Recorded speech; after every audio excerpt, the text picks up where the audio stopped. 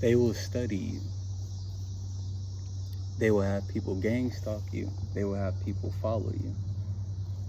They will even, once they spread so many rumors, they will even make it hard for you to get a job or find employment. They even have people, and these cults, they have people who are managers at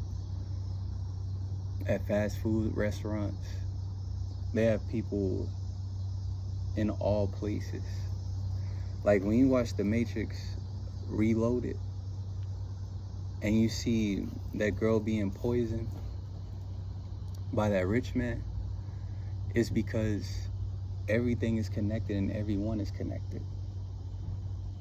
When you are a part of the system and you rely on the system and you're dependent upon the system, they can access you. I've been poisoned.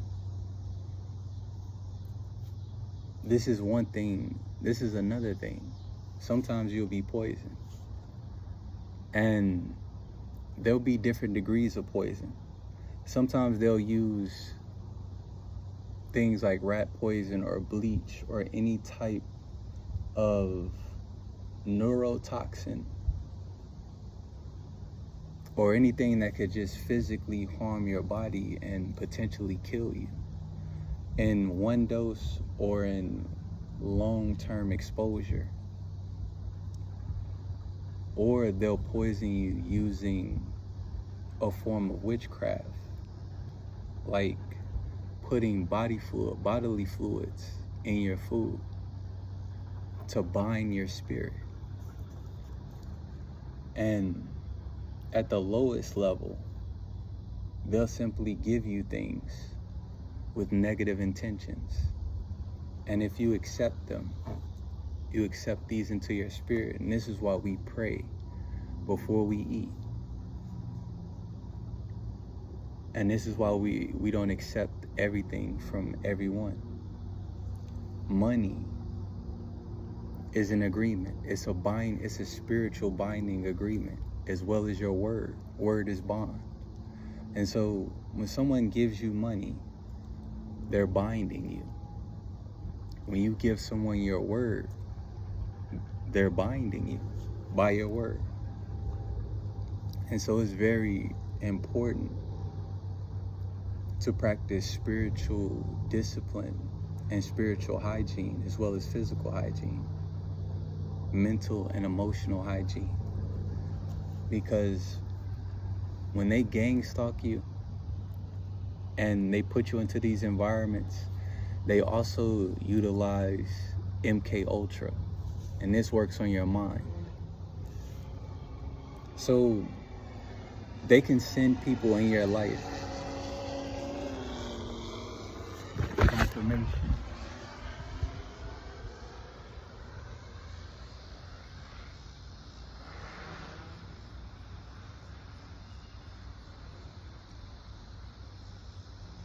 See, God has also sent his drone.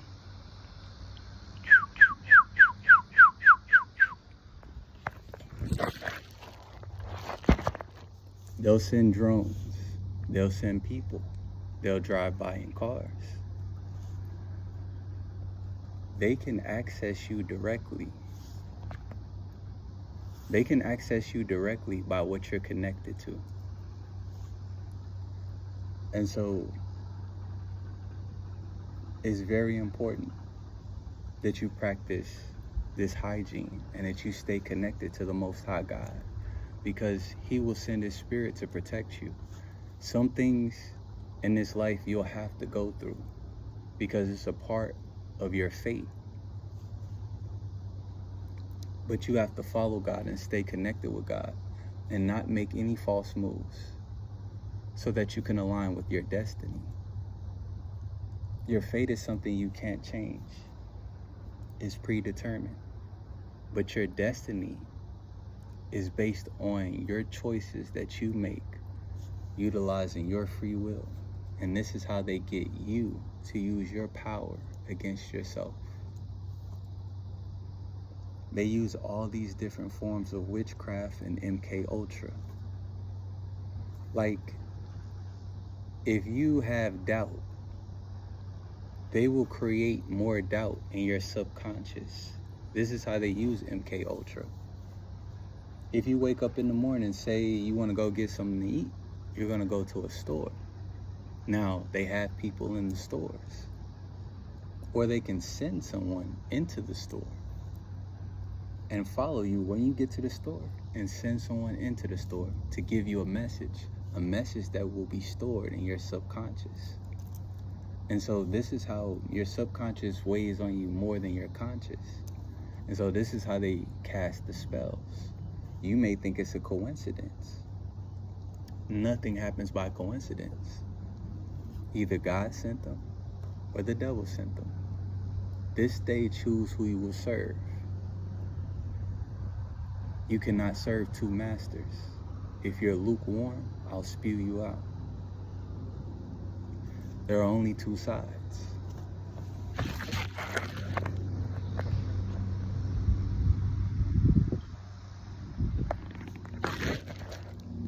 When you see in the Bible with Job and the devil, all things work for the good of those that love the Lord, the darkness and the light. God uses the devil. When the devil came to earth, without the devil, we would not have free will. And God has given us free will with our life. He wants us to willingly choose him. And that's how you become chosen. You willingly make the choice. It's not love if you're forced or coerced into it. You have to be willingly give your life to God. You have to willingly give your life to submit your life to Christ and to God and follow him. Or you unknowingly, there are only two choices, so you unknowingly submit to your own. This is why it says lean not on your own understanding. You lean on your own understanding, or you follow your ego, or you follow your pride, or you follow an organization or an idea. Otherwise, anything outside of God is the devil. And so this is how we're deceived. There are only two masters. This day, choose who you will serve. Now, when they frame you, after they've tarnished your character and they begin framing you, this part is crucial. The third part is your reaction. Now, your reaction may be justified. Your reaction may be warranted. You may feel like, this is the last straw. I advise you and I urge you to pray to God before you lean on your own understanding or before you react out of an emotion, because everything happens for a reason. And once you get that reaction, this binds you. They will try to record your reaction, either by audio or video or both, and even have witnesses of your reaction. They will want a public declaration of your reaction. This solidifies the spell that they've casted. You have to understand that when they do this, what they want is your soul. They want to bind you. And by your part, if you're overcome by the evil, and this is why it says, be not overcome by the evil, but overcome evil with good. If you're overcome by the evil and you react, then you will suffer the price. The wages of sin are death. It doesn't matter. Nobody else, and a lot of times, and this is the thing about being chosen. This is the thing about being chosen. Like, I watched Peter Parker on the first Spider-Man, the 2000 version. with Tobey Maguire, where he talks with Uncle Ben, and he says, because my grandfather passed, like, one song that's significant is Wake Me Up When September Ends. He was in Korea in 56, and he was in Germany. He was in the Air Force, and his birthday is September 15th. One thing, like, in Spider-Man, Peter, when he had that last talk with Uncle Ben was his father, because he didn't know his father or his mother. And so, or he wasn't raised with them. And so Uncle Ben was trying to tell him, with great power comes great responsibility. With you being a holder of the light, a follower of God, any gift that you have that he's giving you, it comes with a responsibility. It comes with a purpose. Your gift is your purpose, and it's also your responsibility. People have many gifts. Like, if you're a musician, like Tupac was a musician. If you notice, he went back and forth because he was a Gemini. What they did was try to change his heart. Notice when he got shot 5 times, none of the bullets penetrated his body.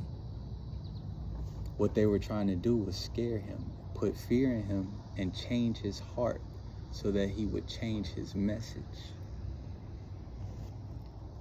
The first thing that they hit was the tattoo, the Queen of Nefertiti, because he was uplifting black women.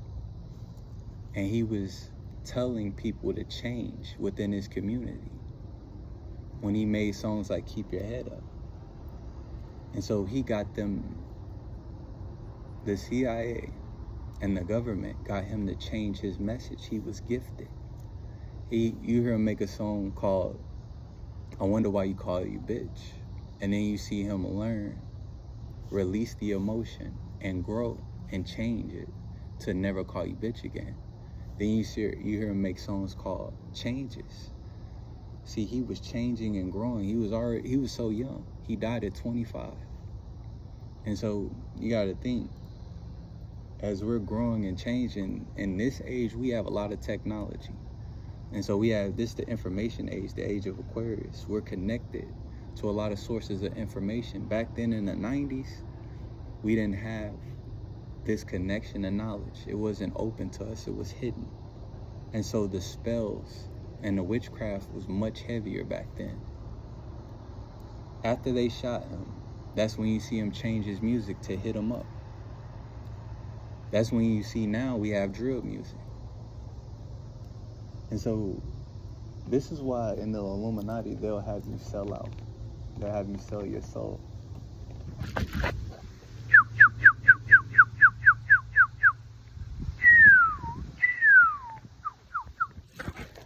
They'll have you sell your soul. These cults on earth are the devil's cults. Here on earth, they're the devil's people and there's God's people. We are all angels. Some of us have fallen. And though we may fall, we can rise again. And so the devil wants to take our gifts and utilize it to build the kingdom of evil and the kingdom of darkness. God has a purpose for us to help and uplift those and change the hearts of people. But the devil doesn't want that. And so it's crucial what you do, not what happens to you. Like, my grandfather used to always tell me that we're born to die. What matters is what we do while we're here. And it matters not how we live while we're here, but how we live when we leave. This is the only way we make it out of the firmament, out of the dome.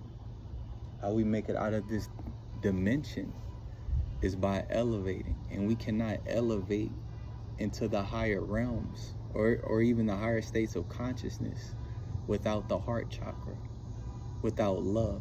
because God is love. Let everything you do be done in love, and it will be blessed. And so when Uncle Ben tells Peter Parker, with great power comes great responsibility, he could have beat him up. But he was telling him, you didn't have to. And a lot of times, our own ego, we're already programmed subconsciously through the music, through the movies, through the video games we play, through the books we read, through school and the environments that we've been in, through the social programming.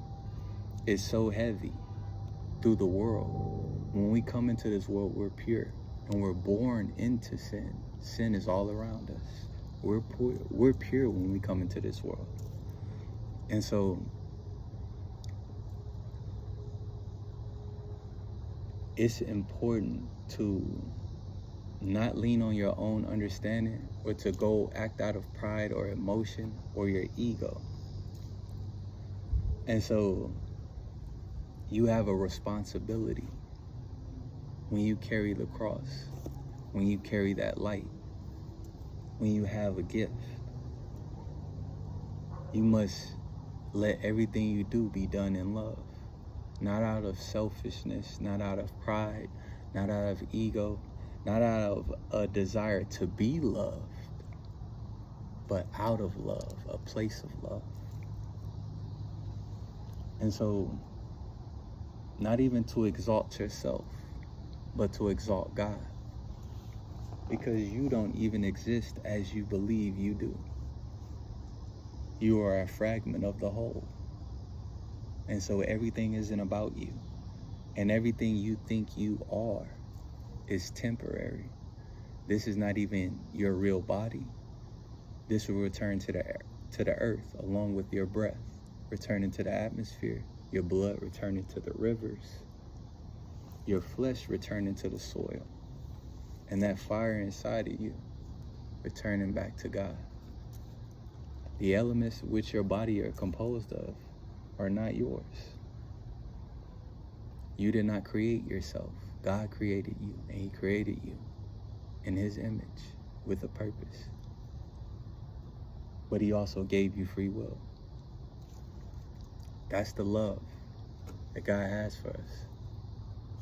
And so we have a responsibility. See, when he let that man go at that elevator, he could have stopped him. The guy ran up, he said, "What are you doing? You could have tore that guy apart." But at this time, Peter was young and he didn't understand. And so he was changing like Uncle Ben told him. You're changing into the man you're gonna be for the rest of your life. Be careful who you change into. And so since this guy cheated Peter and he really wanted that money, and this guy just laughed at him, he let his ego get the best of him. So when he saw this robber coming, because we know Peter, watching the movie, he would have stopped this guy. But because he said, yes, I have a chance to get my revenge through this guy vicariously. So he lets him go. He said, after he holds the elevator, he just stands back like, what? I didn't have nothing to do with it. I didn't do anything. I didn't have to stop him. And that's the thing. There is no side of neutrality. You either stand for something or you fall for everything or anything. This day, choose who you will serve. It's an illusion to think that you're neutral. By you not choosing a side, you've chosen one unknowingly. And this is the deception. There was a quote, all it takes for evil to triumph is for a few good men to do nothing. Peter did nothing. And he could have stopped this individual. He didn't have to kill him. He could have stopped him before getting away with the money and with a loaded armed gun. Now, he ran to the elevator, went down the elevator, and he went and he killed his uncle. He didn't know that that would lead to that. See, we don't know the extent of our actions, of what we do and what we don't do. You are responsible for both. And it took me some time to understand that. If you see someone in need that needs help and you decide, well, it's not my problem, karma will happen to you. There'll be a time where you need help and you're in need. And someone can be there and help you, and they decide, well, it's not my problem. See, when they say karma is bad, it's not bad, it's neutral. You will reap what you sow. This is the law of karma.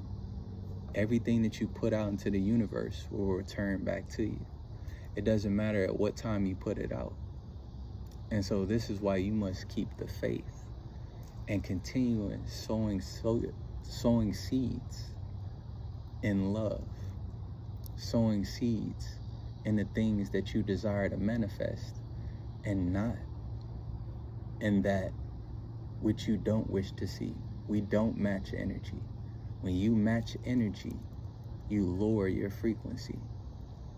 When you see someone, like, it's classic. When you go to a gas station and you see a girl coming out the gas station, she's beautiful, she looks good. Somebody says, hey, skirt, or they'll holler at her and say, you look, hey, babe, you look good. Ooh, let me holler at you real quick. She might say, thanks. He might say, you look so beautiful. She might say,